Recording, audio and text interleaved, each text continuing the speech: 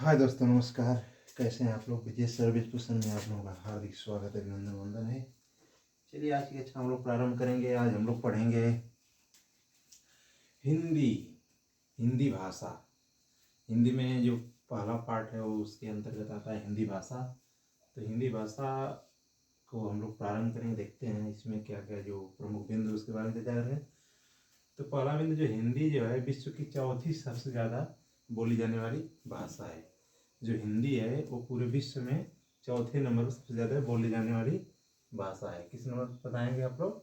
चौथे नंबर। तो अब इसमें जानने की जरूरत है कि पहला, दूसरा, तीसरा नंबर कौन सा है। पहले नंबर पर आता है मंदारिनी जिसका वो चीनी भी कहते हैं, चीनी भाषा। इसके बाद दूसरा है स्पेनिश, तीसरे नंबर पर आती है इंग्लिश और हमारे चौथे नंबर पर आती है हिंदी।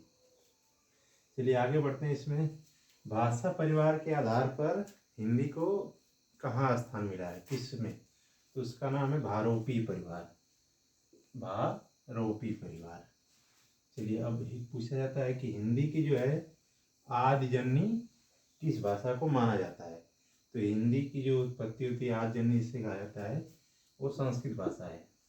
ठीक है, आगे बढ़ते हैं। चलिए हिंदी का जो विकास क्रम है वो कैसे हिंदी किस भाषा से विकास करते हुए हिंदी आगे आई है। और तो उसमें जो सर्वप्रथम आती है भाषा वो पाली भाषा। तो इसके बाद आता है प्राकृत भाषा, उसके बाद अपभ्रंश में परिवर्तन होता है, इसके बाद अवहट्ट में, इसकी अवहट्ट प्राचीन में, इसके बाद प्रारंभिक हिंदी।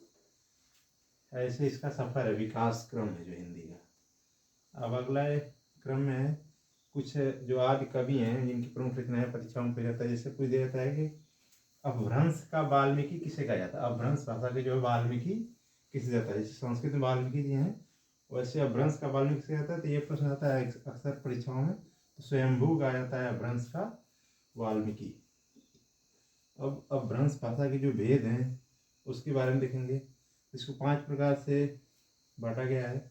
उसमें नंबर 1 है सौर श्रेणी। अब सौर श्रेणी में कौन कौन सी भाषा आती है उसको देखेंगे। इसमें पहला पश्चिमी हिंदी, इसके बाद राजस्थानी, इसके बाद गुजराती। ये 3 भाषा सौर श्रेणी के अंतर्गत आती है। आगे अर्धमागधी। अर्धमागधी को ही पूर्वी हिंदी बाद में रूपांतरित है। इसके बाद अगला आगे हम बताएंगे। और 3 जो है जिस क्रम में है